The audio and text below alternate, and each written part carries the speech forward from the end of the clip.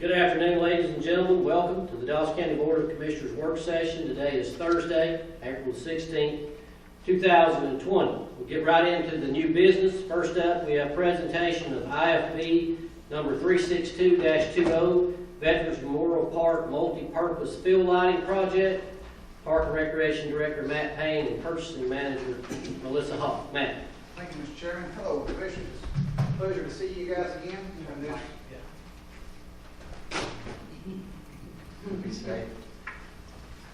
Thank you for allowing me to come in and talk with you folks about the Recreation Department again and what's going on.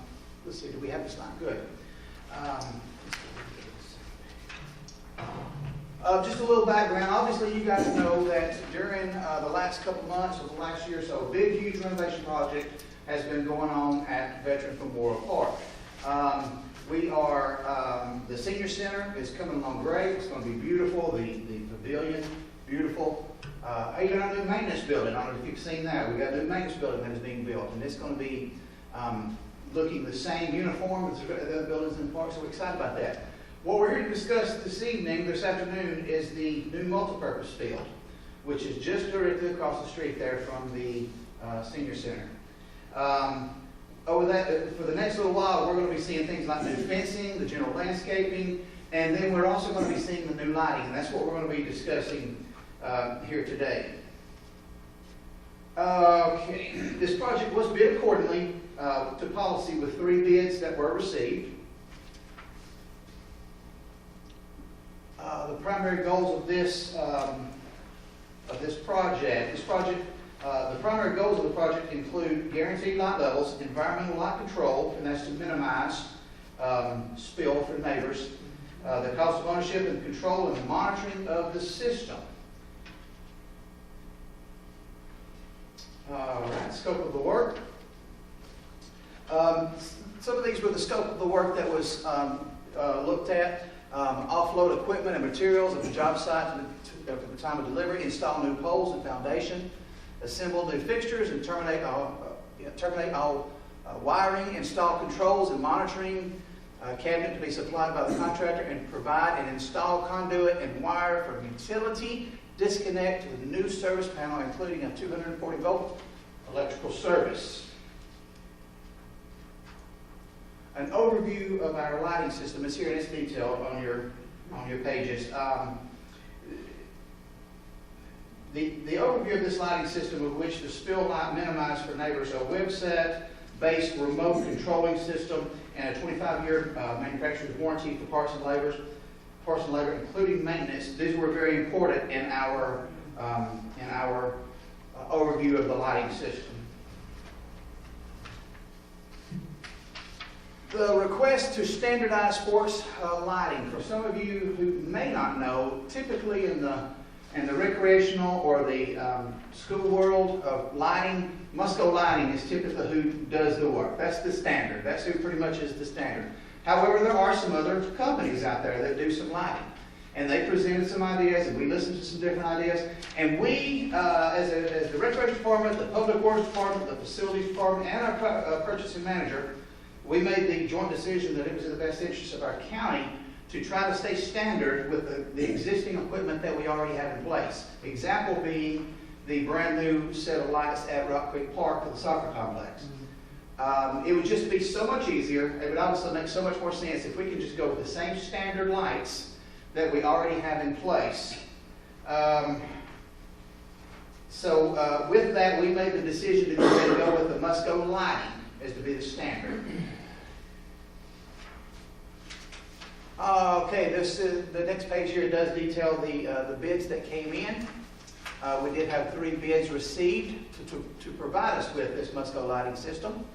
West Georgia Lighting with a cost of $217,000. Corey Clark Electric was $221,397, and over and under general contractors was $228,187. So that was our 3 bids that we did bring in.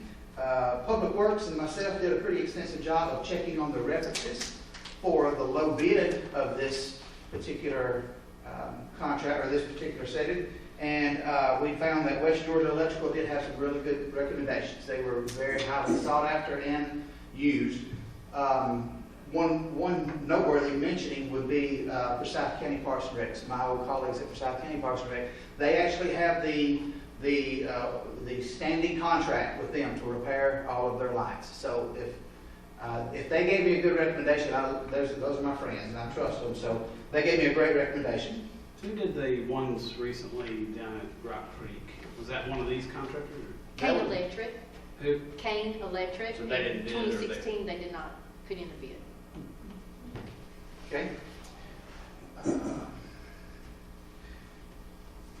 So to that, it is the staff recommendations that we, as a board, or you as a board, accept all the bids submitting and award a contract to West Georgia Lighting not to exceed the amount of $217,000 and to utilize the impact fees for this project. Just to recap on that, this does fall into the verbiage of the impact fees, and it is eligible to be used for that procedure.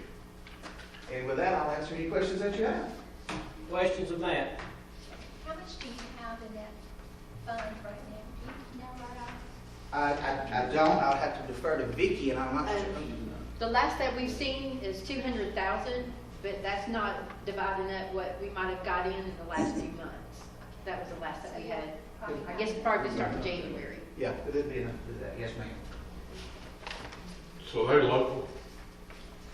West Georgia. They're from Villa Rica. Yeah, Carrollton area, right? Yeah, Villa Rica, Georgia.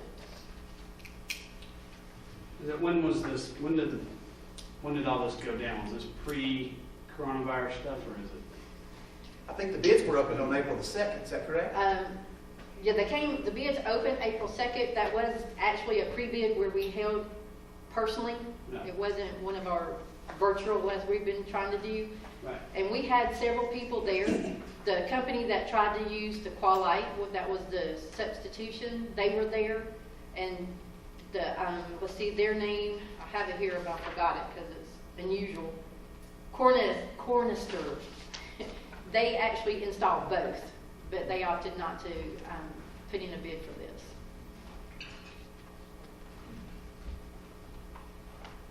Do you think people still have so much to do that they don't want to fool with it? You know, it's really hard to say. We always have a lot of people that actually come out to our projects, and then maybe 1 to 5 people actually put in a bid. Mm-hmm. And you know, it's really just hard to say why we don't have that many. Be curious, you know. Stand up there. I Don't you fall. I was about to sit down. I thought you were still saying something. Other questions for Matt? Thank you, sir. When does this let? When does it go? We will award, once we award the bid, what was Yeah. the time frame on that? It's already been let. Was the bid process, but we're ready to go. Yeah, it whenever could go you guys any are. time. So they start construction. It will be about 6 weeks until the product will arrive, and then it'll move forward past that. Let's move to the next agenda for you to vote. Next agenda. And they're ready yet now, but Yeah. they could. Yeah. Okay. Has the sod and everything already been done on the Mhm. field? So Yes, they're we gonna should be have to install- fencing. They're not going to have to tear that up in order to do this. No, that's part of the project, is that they can't put any of their heavy equipment out there on that without making sure that they use the product, like plywood or something like that. Yeah.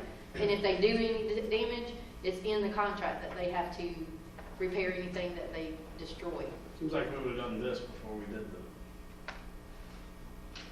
And Nice. the The nice lighting will be greens. done, and then the fencing will come up after that one. Gotcha. And we've got the quotes already for the fencing and ready to go for that one. It's Foster Fencing. I might add to that, to answer your question, Commissioner, is that obviously the dirt that was being used, where this was going for the lights, was being used for the senior center, so that project had already been let prior to this being Mhm. done. That's one of the reasons why it's coming behind that. Behind the sod. Yes, or behind the actual, in other words, the lights didn't come in first and then do the excavation to take the dirt over to the senior center. Oh, yeah, no, I was just talking about before we laid sod. It seems like it would have made sense to put the main infrastructure in, but I mean, it is what it is. Okay. They probably went with the sod to hold the ground though, just to make sure it didn't wash during all this rain. Washing away. Most of the part where they're gonna be working is not actually where the sod is. Gotcha.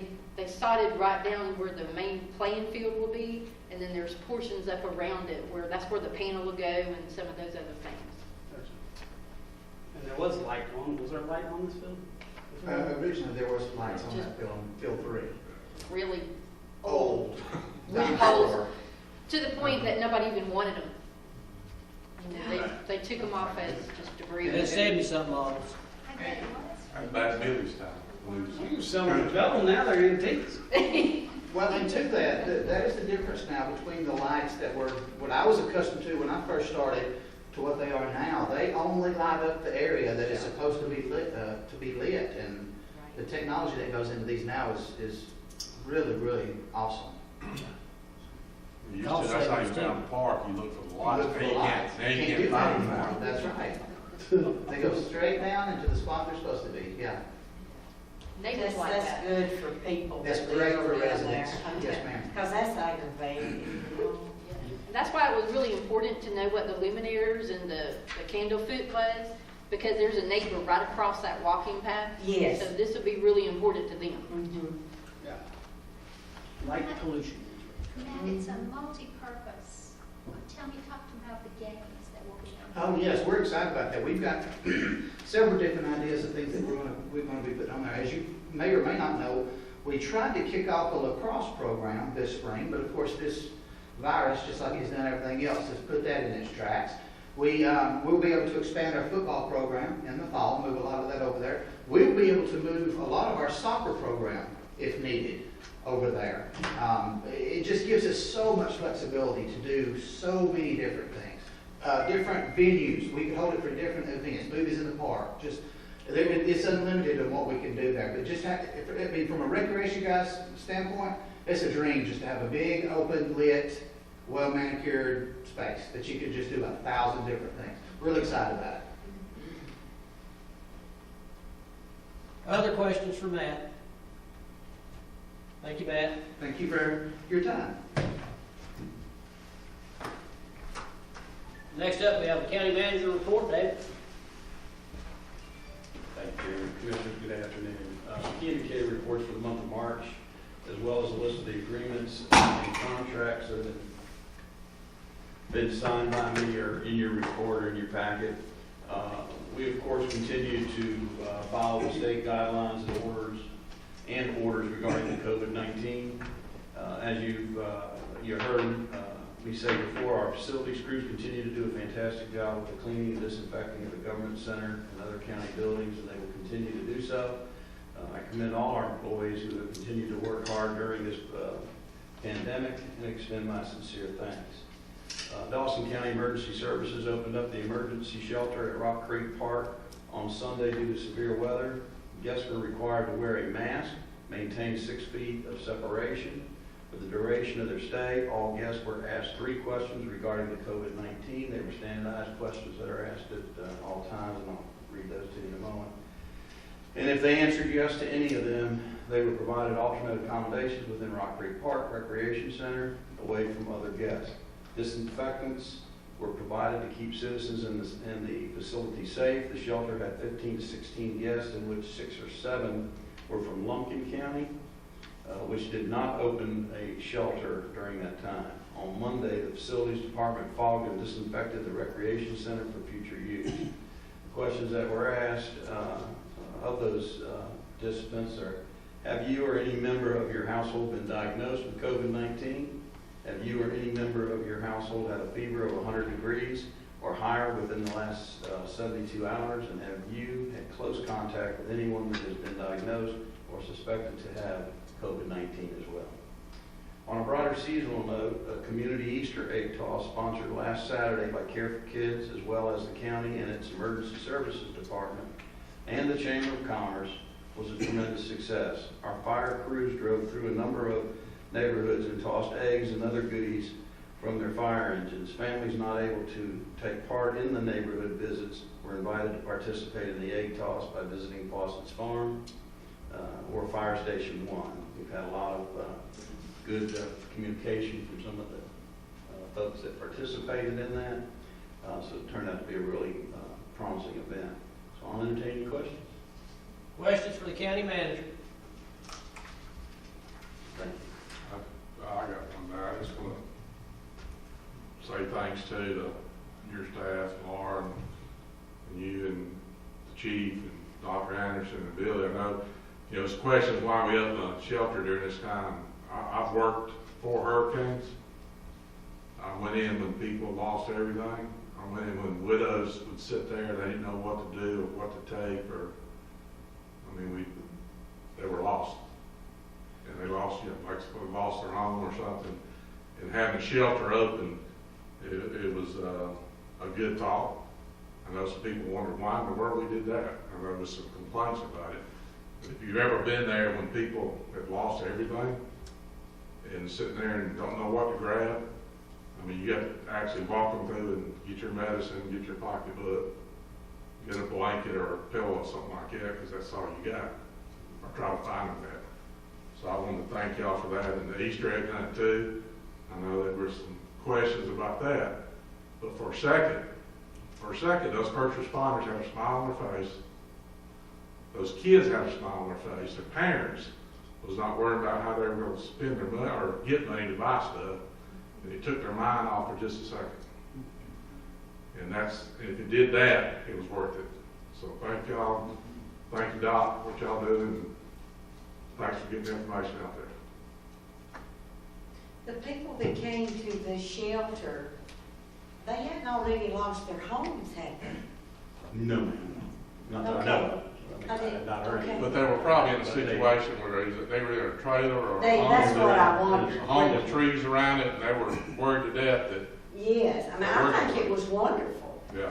But I just wondered, the people that came, if they did live in mobile homes, that's what circumstances were. I guess it's none of my business, but anyway, I thought it was fabulous. Well, one of the comments that we got was that the peace of mind that they had knowing that there was Yes. something available if they had to Yes, go somewhere, they had it here in their own community. So it yeah. worked out to be And good. we stayed up all night with, Yes. ready to get in the closet.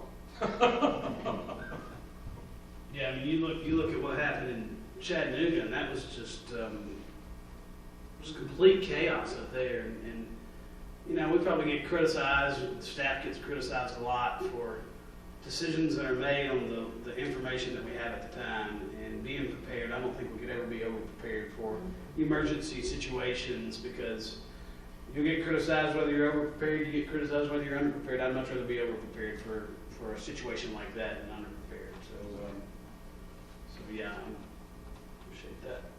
Oh, I wanted to ask you, in also under facilities, repaired major water leak at Veterans Park. What went on there? Do you know? No, ma'am, I'll get that information for you and send it down, know exactly what repair was made. And then I was wondering too, said all the street lights around town and county buildings were replaced with LED lighting.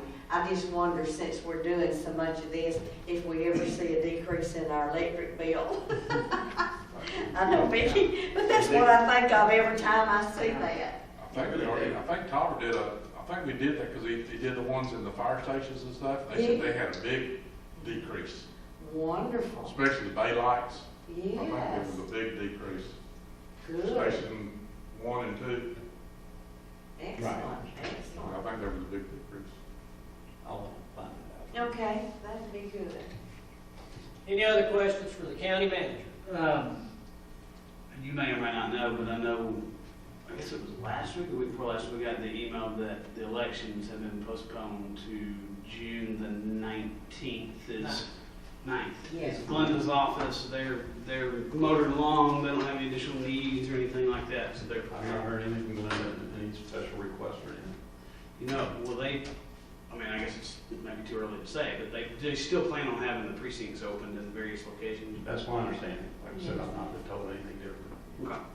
They've been having a lot of problems with, I think you've had problems, that the applications were trying to be sent to a street address, and there's no mailbox P.O. there, and then they needed it, so they have really been inundated with work.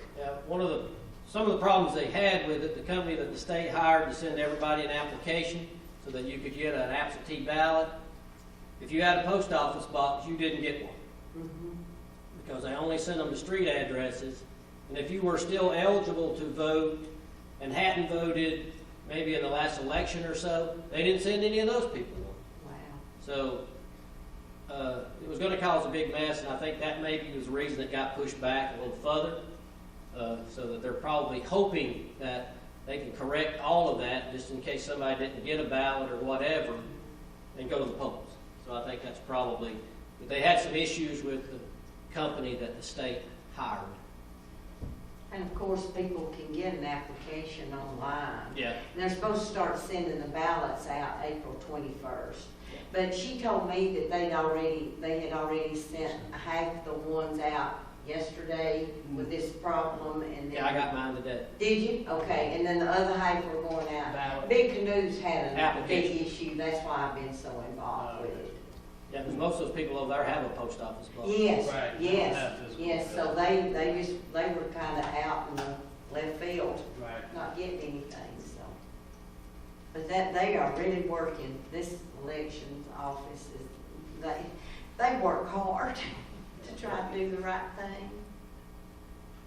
Any other questions for the county manager? Thank you. Thank you. Ask Dr. Anderson to come as well to give us an update and what he's hearing and what's going on in reference to COVID-19. So Dr. Anderson, come on up. Thank you. I'm going to drop this a little bit because it's hard to talk through these things. Mr. Chairman, Commissioners, thank you. The county pandemic planning committee has been working hard. We meet every Wednesday at 10 o'clock. I go to meeting and with good attendance. Subcommittee meetings are doing well. What we started to find out as we got into this is there are a lot of things that we didn't know, and we realized that you can't know what you don't know until you realize I need to know this, and it's not there. Okay. The county's been very progressive. The state is catching up to us, and I think that is good. We felt a need to know where are these people in the county that are COVID positive. And when we talked with that office, on the state level and with our epidemiologists, we were giving 13 reasons as why that information is not useful. Until yesterday, when we got notified by the state that now the 911 call center will get the address of everyone that's tested positive. So that's good, so at least we know where they are. And we've identified one hot spot in the county that had a close association of 10 positives. And so we're working to help keep that contained, and that should end up with not being a big threat to the county if everything goes well. But one of the other things that we found is we don't know who all is in the county that has tested. Before we got our first tip with the county of, gee, you've got somebody, a resident that tested positive, we had over 3 positives that were tested out of doctor's offices in this county. But we didn't get notified because they lived in either Hall or Forsyth or another county. But they, shop here, work here, and so they're here with the COVID virus. That would have been nice for us to know, so we could have figured out when do we really need to upgrade whatever we're doing to keep the county out. The other thing that we don't know is, what's the viral load in this county? How many people are actually sick with the virus? So there's no data on that. It's going to be helpful with the 911 call center information because if known, they will give us the date of first symptoms. If they don't know that, we have the date of the testing. We can add 14, 21 days on that and then clear them out so we can have a running total of how many sick people. Chief Thompson and I kind of talked, and we realized that maybe we've got 15 to 17 active people who were sick with the virus at this moment in the county. Based on the first one coming out March the 1st, well, that's 45 days ago. So the first 3 weeks of data, those people should have recovered. And so within the next week or 2 weeks, we should have some very accurate data of knowing how many people are sick in the county. And we can start, planning there and what to do. But that's going to be helpful information to find out when we start coming out of this, what can we start reopening and what's it going to be safe to do that. We share information basically by telephone calls with surrounding counties, talking to their representatives, and you get a lot of anecdotal information coming out, and we can try to see is this going to be helpful or not. One is that people who have a high BMI, body mass index, are sicker. Well, we kind of knew that going in because anybody that's getting pneumonia, whatever that's, has a high body mass are always sicker than those who have a lower body mass. So that's holding true for the virus. But the others, we found out that there's certain populations that seem to be disproportionately recognized. The Latino group in Gainesville, African Americans in Chicago, and a lot of speculation is why is that so. One is that that they're more prone to have multi-generational families in the same household. So you've got older adults, in there versus single family of 2 adults and a bunch of children. And so the adults seem to have disproportionate number versus children. And right now we're looking at 54% female versus 46% male. So we're gathering all this information, and it's out there. It's just trying to figure out who has it, who's willing to give it up. We can track where these original cases come from. When I said we had over 3 that were positive, because the name of the physician that ordered the test is there.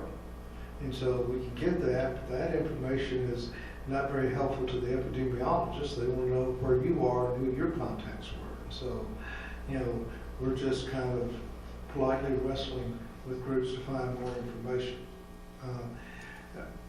I'm not seeing as many people wearing masks as I would like.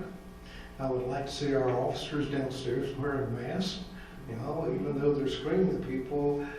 The asymptomatic people are the one we have to worry about. And so if they show up and you're not knowing it, and just within that close range of where they have to take your temperature, that's a danger zone.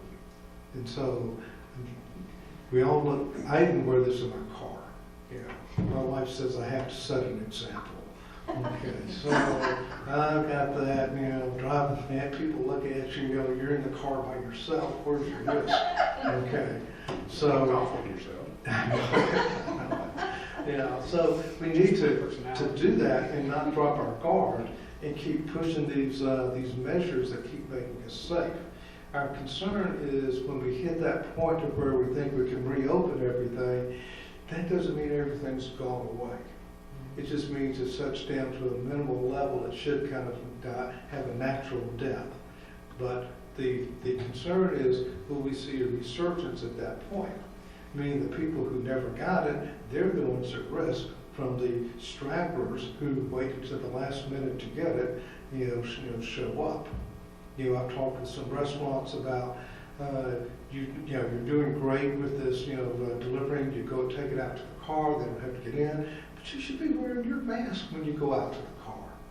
You're at arm's distance and all that, but still, people are either sick or think they are going to be sick or find some cross-contamination and you just get unlucky. So you have to always keep in mind this is an acquired disease, that you did something to put that virus into you. And so you just need to work hard to stay with it. We're working also trying to get a collection center. Sometimes I think the purpose of Dawson County is to support Gainesville. And so I'm always having a conflict with district health, that I want these things into Iron County. I want a collection site into Iron County. And Chief Thompson is working with that. We're trying to get the National Guard to set up some sites. And the National Guard is going to set up 3 additional sites in District 2, which is our health department, but there's like 8 counties into that district. And so I'm hoping, to get one here. We get it for 2 days a week. That would be better than none. We were looking at maybe Monday and Thursday, which would kind of mean nobody has to wait more than 3 days to get tested. The thing is, if it's not coronavirus, and if it is coronavirus, the treatment is the same. You just quarantine yourself, for the 14 days, wait for the symptoms to go away, and do all these things. It's the small percentage that have to go to the hospital because of respiratory problems, that we have to go. There's antibody test kits by Abbott that are out there. Unfortunately, they're out there, they're not in here. Quest and LabCorp, we call them on a daily basis from my office. We're talking with our national people. I'm going, when's the test kits going to be available? And their answer is, we don't know. Yes, we know they exist, but for us to start getting them and then get them in a sufficient number that we can open up testing and have a pipeline that's going, it says we don't have data or information on that. So we know it's there, it'll come eventually, but just not today. So that's antibody test? Antibody test. So that's just a blood drop of It's a blood? blood drop, yeah. And how long does it take to get that result back? I'm going to give you 24 hours, because here's what happened. We draw anything at the office, whether it's a blood test or, we're doing the nasal swabs for the virus. Labs across the world pick up at 5 o'clock in the afternoon. So that, that the clock doesn't start till it gets to the lab, and so it's not going to get to the lab except by midnight. And then everybody uses internet printers, and so the results come out to us in batches as soon as they're released. So we don't have to worry for a courier to bring the data to us. So basically, you're looking at a 24-hour turnaround. Does the Red Cross, I know if they go, can they test for antibodies and give blood if they've got the antibodies? I got a question today, somebody wanted to see if they had the antibodies and give blood. They test the blood for just about everything else. I don't know if they have the test kits or they have them available. Because they want to do the plasma or whatever. Yeah, they want to do the plasma for those who have the virus and have antibodies for it. They want to pull the plasma out to help use, in testing. Somebody asked me today, I didn't have an answer. I didn't know. So I think the answer is going to be no, just because they would be advertising it pretty heavily. If it was to come get blood, or come let us test you for it, and then we'll do the plasma and give your red blood cells back to you. And you can have it and not know it. Yes, that's, And you don't even have a feet. Watch me, I just touch my face all the time. yes. I'm gonna tie my hands. But that's so, I don't know, that just doesn't make sense. Well, it's not uncommon in medicine. It's We not.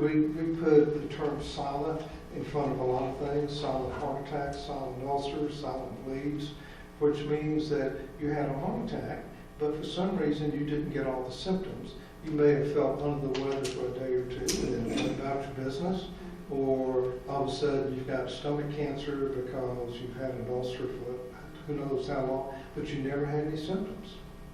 And so we see a lot of normal diseases that have no symptoms. And we also see this, we saw this with the flu. When influenza comes, we'll have people who will have it and test positive for it. We saw that this flu season, in my office. People come in and say, I had all these symptoms yesterday, but today I feel great. We test them anyway, and they come back positive. And then we also have patients that we think have the flu, who have all the symptoms, but they test negative. And where can we get masks? What kind of mask have you got? This is an N95 mask. There's basically two basic designs.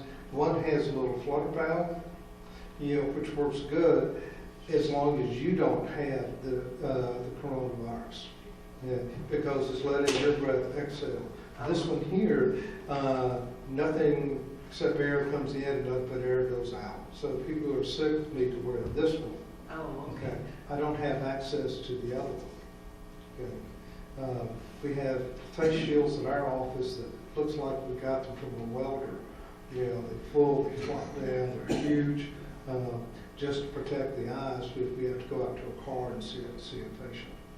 Do you need some N95s? Well, I mean, you said everybody needs to wear a mask, I need something. Okay. The second best would be what we normally call a surgical mask. And is it inconvenient for you to come by my office? No?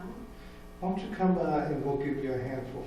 Okay. You know, Steve Flybell gave us a couple hundred masks, and, you know, for us to distribute, and so we've given them out to anybody that comes up and asks for them. Okay, Mhm. good, thank you. We were kind of selfish, we kept the N95s for the staff. Yeah. Yeah. Any other questions for me? Any other questions for Dr. Chairman, I got Anderson? one, I guess I got one for you, since Dr. Anderson recommended, and I've been out in the public, so I wore my mask, and I think you wore your mask, and a lot of people's not wearing masks. Is that something that can be you know, I know we can't probably make it mandatory, but is that something we can recommend as far as from you? It's a that- CDC recommendation now. Can we put it on our site? That It's already on there probably, if we follow it all we put on everything CDC's recommended, and it's on their recommendation now that everybody wear a mask if they go out. Instead of reference to CDC though, I'd like to put it in Dawson County, and We can Dr. put it down as a Anderson, recommendation, yes. Chairman, and Dr. Anderson recommend we wear a If you can't mask. find a mask, you can make one. My wife made some for us, and she made them 4 layers thick. Really? And my Go online son, and it'll give you the information of how thick it should be, and what you can make it out of.